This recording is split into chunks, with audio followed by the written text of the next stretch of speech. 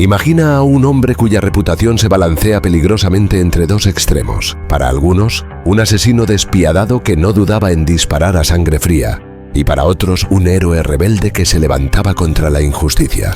Un hombre que cabalgó por el salvaje oeste, con el gatillo siempre listo y un sentido de venganza que lo consumía. Su nombre se convirtió en leyenda, sus hazañas retumbaban en los pueblos, y su sola mención hacía temblar a quienes lo conocían.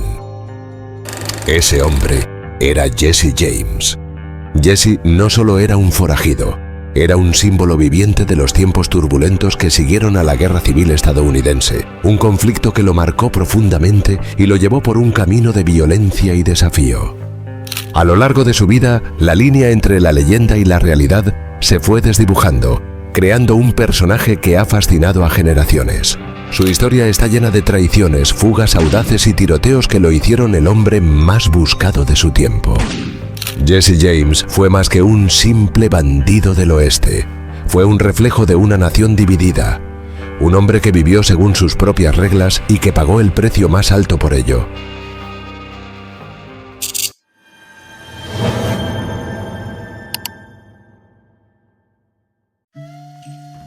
Jesse Woodson James nació el 5 de septiembre de 1847 en el condado de Clay, en Missouri. Unos años antes, sus padres, Robert y Zerelda James, habían decidido instalarse en la región. Vivían en una modesta casa de 3 habitaciones con sus hijos, Frank, el mayor, Jesse y Susan, la más pequeña. La familia James vivía de la producción agrícola de cáñamo y, como en algunas otras regiones del sur, dependían de la esclavitud. Estamos en 1848 y comienzan a difundirse rumores en todo Missouri de que en el oeste estadounidense hay grandes cantidades de un metal particularmente precioso. La fiebre del oro acababa de comenzar. Muchas personas partían hacia California en busca de fortuna, y Robert James, el padre de Jesse, fue uno de ellos. Sin embargo, en septiembre de 1850, el destino quiso que muriera allí. En los campos auríferos del oeste, cayó enfermo y falleció lejos de su familia, dejando huérfano al joven Jesse, que entonces tenía 3 años. Zerelda, ahora viuda, tuvo que criar sola a sus 3 hijos. Era una mujer de fuerte carácter y gran determinación, que hacía todo lo posible para cuidar de su prole. Tras la muerte de su esposo, desafortunadamente, enfrentó dificultades financieras que la obligaron a abandonar su granja y a dejar a Frank, Jesse y Susan con otra familia. Para recuperar su prosperidad financiera y a sus hijos, Zerelda decidió casarse de nuevo. Así, el 12 de septiembre de 1855, contrajo matrimonio con el doctor Reuben Samuel. Zerelda pudo entonces recuperar a sus hijos y volver a su vida en la granja. La familia James parecía finalmente salir de la tormenta. En otoño de 1860, Jesse James tenía 13 años. Iba a la escuela y se inscribió para un nuevo año. No sabía en ese momento que sería el último. Incluso antes de llegar a la edad adulta, el joven Jesse se vería inmerso en una guerra fratricida que desgarraría su país. Su vida pronto se convertiría en un conflicto incesante, tras el cual solo tendría un deseo: la venganza. La Guerra de Secesión estalló en 1861, al día siguiente de la elección de Abraham Lincoln, un político republicano que quería abolir la esclavitud. Desde principios del siglo XIX, los estados del norte y del sur se contradecían en varias cuestiones económicas, políticas y culturales. Y la cuestión de la esclavitud fue, por así decirlo, la gota que colmó el vaso. Los estados del sur, fuertemente dependientes de la esclavitud, inmediatamente dejaron clara su postura. Si Lincoln era elegido, declararían su secesión del resto de la nación. Una vez Lincoln fue presidente, siguieron su palabra y formaron una coalición como los Estados Confederados de América y entraron en guerra contra los estados del norte, también llamados Estados de la Unión. La familia James, vinculada a los valores del sur y propietaria de 7 esclavos, se puso naturalmente del lado de los Estados Confederados.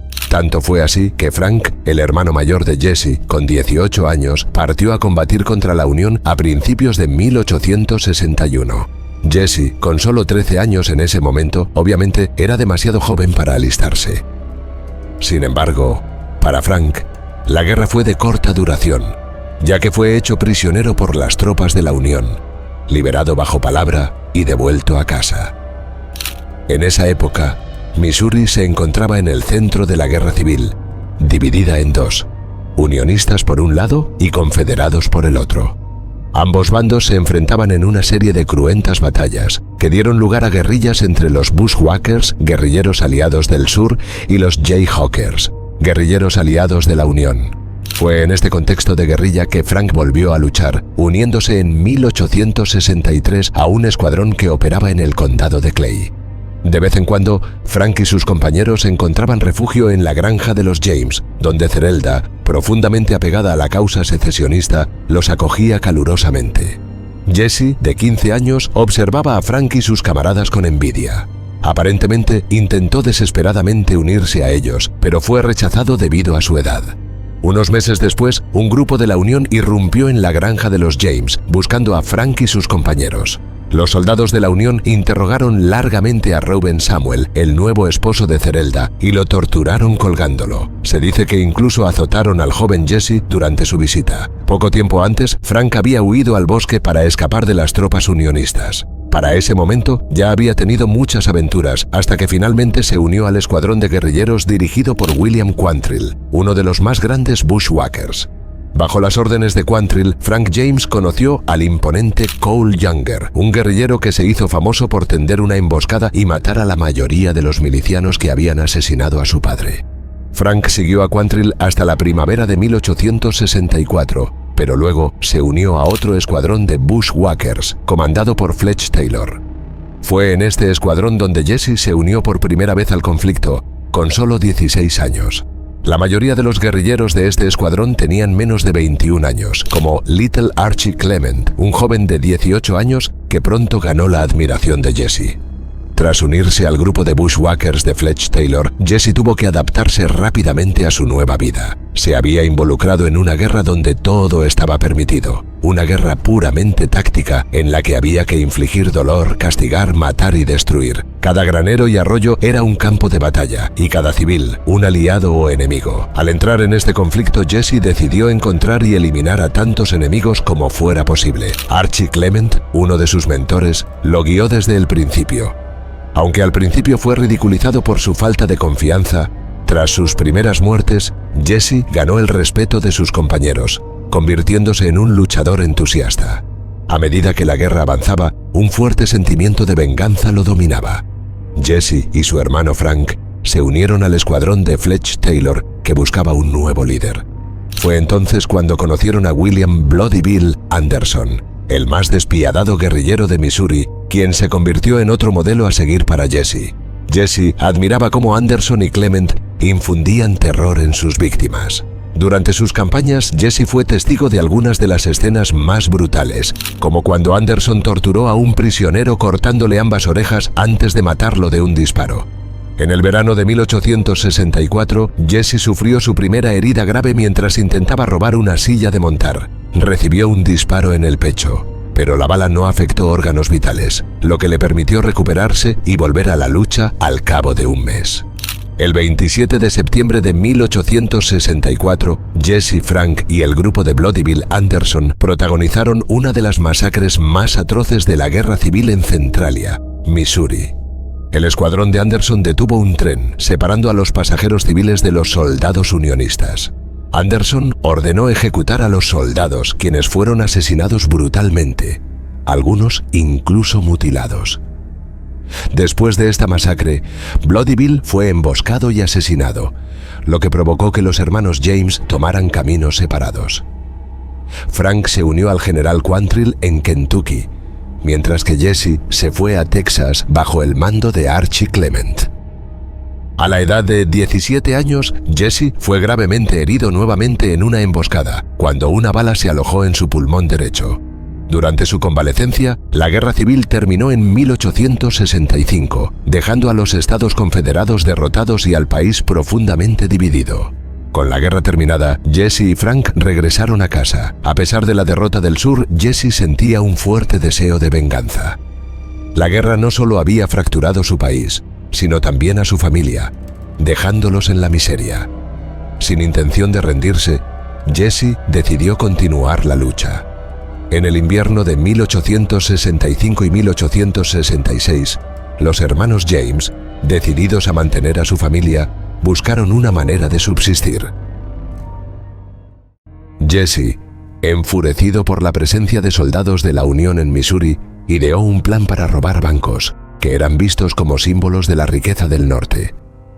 En febrero de 1866, junto con Clement y otros excombatientes, llevaron a cabo su primer robo a plena luz del día, en el banco de ahorros del condado de Clay en Liberty, Missouri, apoderándose de $60,000, el equivalente a casi $1 millón hoy. Durante la huida, mataron a un transeúnte, lo que convirtió a Jesse en un criminal buscado. Poco después, su mentor Archie Clement fue asesinado por la milicia estatal, lo que intensificó el odio de Jesse hacia el norte y alimentó su amargura. Para Jesse fue una terrible pérdida. Le llevará mucho tiempo recuperarse. A partir de entonces, tras la muerte de Archie, Jesse toma las riendas y gana poder. Está a punto de sacudir a toda la nación, pero nadie lo sabe todavía. En efecto, en los meses siguientes a la desaparición de su líder, Archie Clement, Jesse y sus compinches continúan los asaltos a mano armada. Realizan atracos a bancos durante los 2 años siguientes. Uno de ellos ocurre a principios de marzo de 1868. En ese periodo, los hermanos James, acompañados de Cole Younger y otros 4 antiguos guerrilleros, deciden robar un banco en Russellville, Kentucky. Aparentemente, allí se encuentra un banco particularmente rico y vulnerable. A diferencia de la Clay County Savings Association, esta vez el ataque no tiene un objetivo político. Los bandidos inspeccionan el lugar y, cuando están listos, pasan a la acción. Durante el robo, un ciudadano de Russellville es abatido y los gánsteres huyen con un botín de $9,000 en billetes y $3,000 en monedas de oro. Un gran logro para los delincuentes. Luego llega el atraco a la Daviess County Savings Association en Gallatin, Missouri. El robo que verdaderamente pondrá a Jesse James en el centro de atención. Es el 7 de diciembre de 1869, a las 12:30, cuando Jesse baja de su caballo. En ese momento no despierta ninguna sospecha entre los habitantes de Gallatin. Al entrar en el banco, ve a un empleado sentado al fondo de la sala, frente a la caja fuerte. Jesse parece buscar a una persona en particular. Mira atentamente el rostro del cajero y continúa fijando su mirada en él, como si ese día el dinero no le interesara. Es entonces cuando mete la mano bajo su abrigo, saca un revólver y lo arma. Cox causó la muerte de mi hermano Bill Anderson y debo vengarme. ¿Cox? ¿De quién hablaba? En realidad, Jesse creía estar frente a Samuel Cox, la persona responsable del asesinato de su antiguo jefe y amigo Bloody Bill Anderson. Pero se había equivocado de hombre.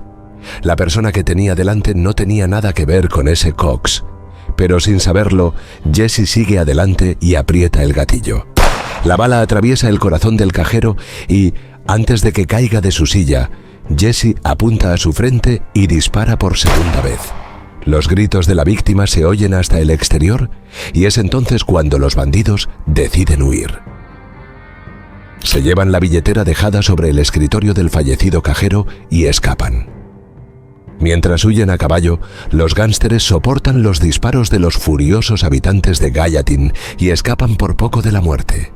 Finalmente, el robo les deja con poco dinero y Jesse, convencido de haber vengado a su amigo Bloody Bill, en realidad solo ha matado a un pobre inocente. Tras el atraco en Gallatin, Jesse James es calificado por primera vez como un forajido en la prensa. Y el gobernador de Missouri, Thomas Crittenden, ofrece una recompensa por su captura. Es después de este trágico incidente cuando el mito de Jesse James comienza a echar raíces. Y esto gracias a un hombre, John Newman Edwards, el fundador del Kansas City Times, un periódico de Missouri. Sin él, Jesse James probablemente habría caído en el olvido, como tantos otros criminales. Ferviente partidario de la causa confederada, Edwards busca una forma de promover sus ideologías políticas. Al descubrir a Jesse James, ve en él la mejor manera de hacerlo. Después del asesinato en Gallatin, Edwards se asocia con el forajido y promueve sus hazañas en su periódico a través de multitud de cartas que Jesse escribe él mismo. En sus misivas, el joven rebelde afirma su inocencia ante el público, y con el tiempo, el tono de sus escritos se vuelve cada vez más político. Jesse ensalza la causa confederada y denuncia la política de sus enemigos. La leyenda del bandido vengador con una causa política acaba de nacer. Posteriormente, los hermanos James se asocian con los hermanos Younger, Cole, John, Jim y Bob, y forman la banda James Younger. Con su nueva banda, Jesse continúa los atracos. Uno de ellos ocurre el 3 de junio de 1871 en Iowa. Ese día, Jesse, su hermano Frank, Cole Younger y Clell Miller entran en la ciudad de Corydon. Las calles están desiertas, no hay ni un alma. La mayoría de los habitantes de la ciudad se han reunido en el patio de la iglesia para escuchar el discurso de un famoso orador. Jesse y su banda se dirigen tranquilamente al banco, donde solo está presente el cajero. Para los bandidos, el atraco es pan comido. Se llevan los $6.000 de la caja fuerte y huyen. En su camino de regreso, pasan cerca del lugar donde el orador está dando su discurso, pero ningún habitante les presta atención. Entonces, uno de los hombres de la banda, cansado, confiesa sus crímenes ante la multitud. Luego, Jesse y sus cómplices abandonan el lugar como si nada hubiera pasado. Una insolencia que, sin embargo, no quedará sin consecuencias, ya que el propietario del banco robado solicita los servicios de la Pinkerton's National Detective Agency, una agencia de detectives que pronto comenzará la caza para atrapar a Jesse James. El gang James Younger no reaparece hasta abril de 1872, cuando roban un banco en la ciudad de Columbia, Kentucky. El atraco es llevado a cabo por Jesse, Frank, Cole Younger y su hermano John, junto con Clell Miller. Esta vez el botín es bastante escaso, ya que los bandidos se llevan entre $600 y $1.500. Durante el atraco, Jesse James y Cole Younger mataron al cajero del banco. ¿La razón? Se había negado a abrir la caja fuerte. En septiembre del mismo año, los bandidos lo vuelven a intentar. Esta vez, apuntan al tesoro de una feria en Kansas City. Jesse James, Cole y John Younger participan, y lo menos que se puede decir es que el atraco fue un completo fracaso. En medio de las miles de personas presentes en la feria, los bandidos logran obtener un botín escaso de alrededor de $900. Y lo peor de todo, durante su huida, pisan y matan accidentalmente con sus caballos a una desafortunada joven. Así pasa el tiempo, y las autoridades siguen sin poder dar con Jesse y su banda. En ese momento, están lejos de sospechar lo que vendrá después. Jesse James, en su búsqueda de venganza, ahora quiere atacar las arterias mismas de la Unión: los ferrocarriles. En la década de 1870, los ferrocarriles están en plena expansión y se desarrollan por todo Estados Unidos. Un desarrollo que Jesse ve con malos ojos. Para él, se trata de otra forma de opresión del norte sobre el sur. Entonces, decide convertirlos en su próximo objetivo. En esa época, las locomotoras son vulnerables porque circulan por una sola vía y la mayoría de ellas están indefensas. El dinero del norte transita en gran medida gracias a este medio de transporte, por lo que no es de extrañar que los bandidos los pusieran en su mira. El 21 de julio de 1873, Jesse y Frank James, junto con sus compañeros de banda, Clell Miller, Charlie Pitts y Bill Chadwell, llevaron a cabo su primer robo de tren en Iowa. Su objetivo era el ferrocarril Chicago, Rock Island y Pacific Railroad. Eligieron una sección de la vía que formaba una curva, obligando al tren a reducir la velocidad, lo que facilitaba su ataque. Armados con una palanca y un martillo, sabotearon la vía, removiendo un riel para descarrilar el tren. A las 8:30 de la noche, cuando la locomotora se acercó, activaron su plan. Sin embargo, el descarrilamiento fue más violento de lo que esperaban. Algunos vagones volcaron y el maquinista murió aplastado por la locomotora. A pesar del shock, los forajidos continuaron con su plan. Jesse James se dirigió al vagón expreso y, apuntando su revólver al guardia, exigió la llave de la caja fuerte. Obtuvieron un botín de $2.300, mucho menos de lo anticipado. El robo duró apenas 10 minutos, pero causó conmoción en todo el país. La compañía ferroviaria ofreció una recompensa de $5.000 por la captura de los bandidos. Durante el atraco, uno de los miembros de la banda se dirigió a los pasajeros diciendo que no querían lastimar a nadie y que su objetivo era robar a los ricos, en una especie de intento por adoptar la imagen de Robin Hood. Sin embargo, El hecho de que usaran máscaras del Ku Klux Klan resultó controversial, ya que ese grupo había sido erradicado por el presidente Ulysses Grant. A pesar de esto, Jesse James ganó popularidad en los estados del sur, donde era visto como un héroe confederado. El 31 de enero de 1874, la banda James Younger llevó a cabo su segundo atraco, esta vez en Gads Hill, Missouri. Usando una bandera roja para detener el tren, asaltaron a los pasajeros y robaron $1,080 de la caja fuerte. Al igual que en su primer robo, declararon que no tenían intención de robar a los trabajadores o a las mujeres, sino a los caballeros ricos. Tras este segundo robo dejaron una nota de prensa detallando el atraco, lo que aumentó aún más su notoriedad. Con cada robo, la banda de Jesse James se volvía más hábil, lo que llamó la atención de la agencia de detectives Pinkerton, que fue contratada para detenerlos. Alan Pinkerton, famoso por proteger a Abraham Lincoln durante la Guerra Civil, envió a su mejor agente, Joseph Witcher. La misión de Witcher es llegar al condado de Clay, infiltrarse en la granja de los James y obtener la mayor cantidad de información posible. Sin embargo, una vez allí, las cosas resultan ser más difíciles de lo previsto. Las fuerzas del orden locales se niegan a ayudar a la gente, que no tiene otra opción que disfrazarse de trabajador agrícola para recolectar los datos que necesita. Pero incluso así, le resulta difícil obtener lo que busca. Witcher, siendo un norteño, se encuentra en territorio hostil. Jesse James tiene muchos amigos dispuestos a defenderlo en el condado de Clay, y además, en el sur es considerado un héroe desde que vengó a los confederados con sus múltiples atracos. Y como guinda del pastel, pocas personas saben cómo es su apariencia. De modo que si no creciste o luchaste junto a Jesse James, no sabías a qué podía parecerse su rostro. Finalmente, todo lo que las autoridades tienen a su disposición son descripciones de testigos oculares, que digamos, son bastante aleatorias y cambiantes. Lo más increíble de todo esto es que su propio hijo, al que tendría más tarde, no conocía su verdadero nombre. Para Witcher, la tarea está lejos de ser fácil. Perseverando, logra finalmente encontrar lo que busca, la ubicación de la granja de los James. Para infiltrarse, Witcher decide hacerse pasar por un trabajador en busca de empleo. Al llegar a la granja, Zerelda James lo recibe y Witcher le presenta su solicitud. Quiere trabajar en sus campos, pero no sospecha que su piel pálida y sus manos suaves lo delatarán. Witcher está confiado a pesar de que fue advertido por el ex-sheriff del lugar, quien le dijo: «La vieja te matará si los muchachos no están». Lo que sucede a continuación es un misterio. Todo lo que se sabe es que Joseph Witcher fue encontrado muerto con 3 disparos a lo largo de un camino rural en el condado de Jackson. 3 personas habrían sido responsables del asesinato, entre ellas Jesse James y su hermano Frank. Tras el asesinato de Joseph Witcher, Jesse se enfurece. Nada lo irrita más que ser perseguido, pero con el paso de los días el bandido se calma poco a poco. Entonces decide casarse con su prima Zee Mims, con quien tendría 2 hijos. Durante su luna de miel se cuenta que asaltó varios carruajes con su banda. Parecía que Jesse James no perdía el tiempo. Por su parte, Alan Pinkerton se entera de la muerte de Witcher. Es uno de sus mayores fracasos.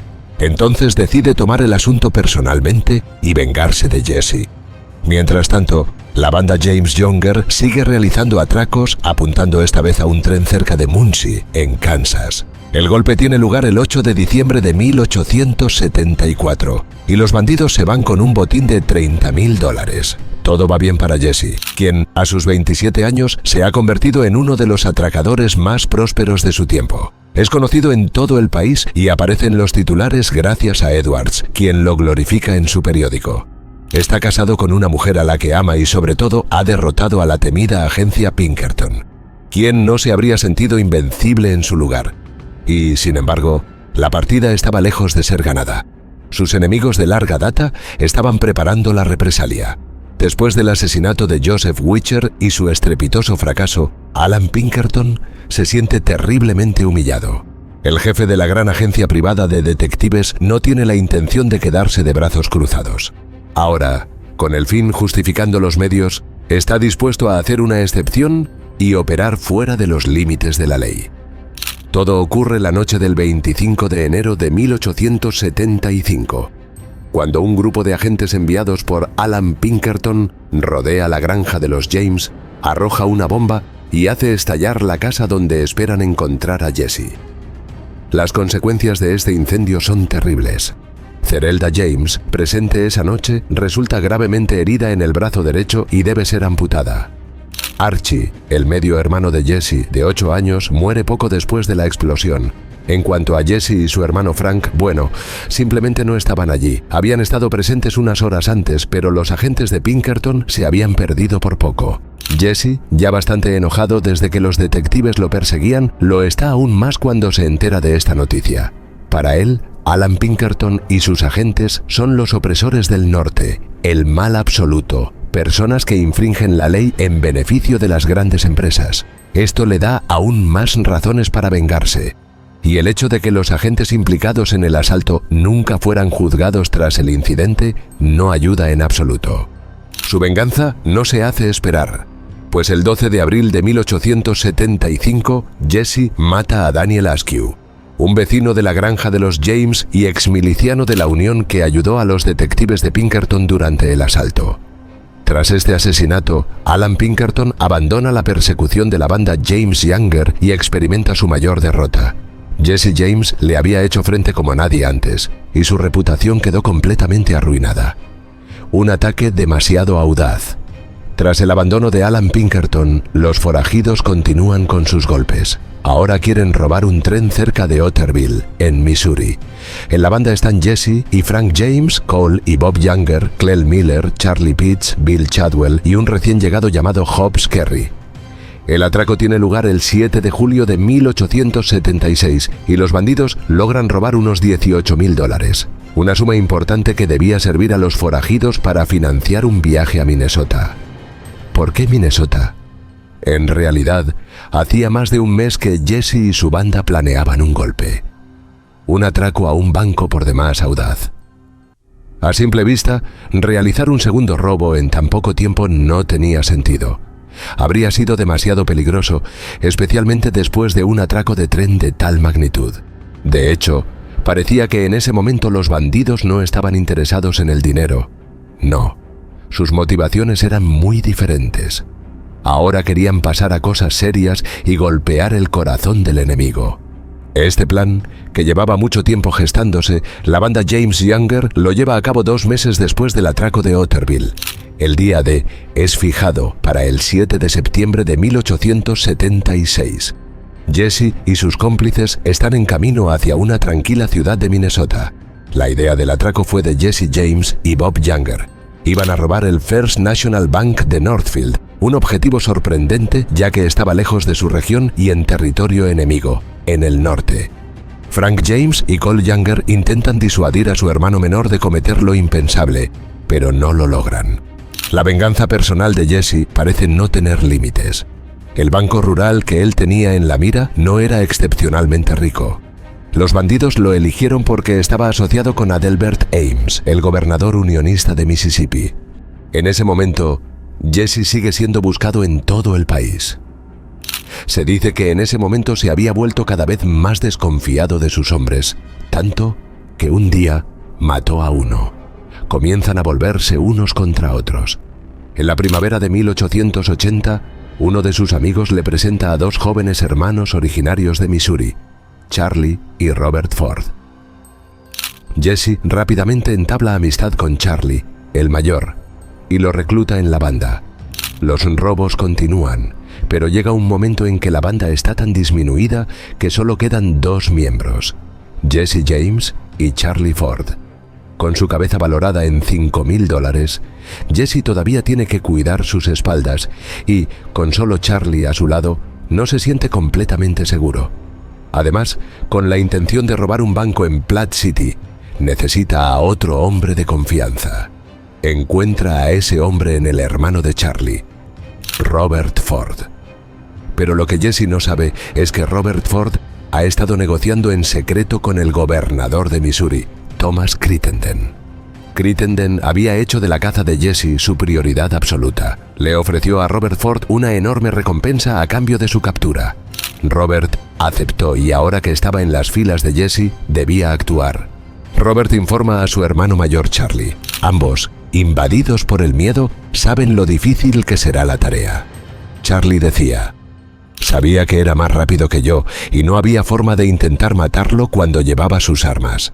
Era tan vigilante que ningún hombre podía alcanzarlo. A pesar de estar intimidados, Charlie y Robert Ford persisten en su misión y esperan el momento adecuado para hacer lo imposible. El 3 de abril de 1882, Jesse y los hermanos Ford están a punto de realizar su robo al banco en Platte City.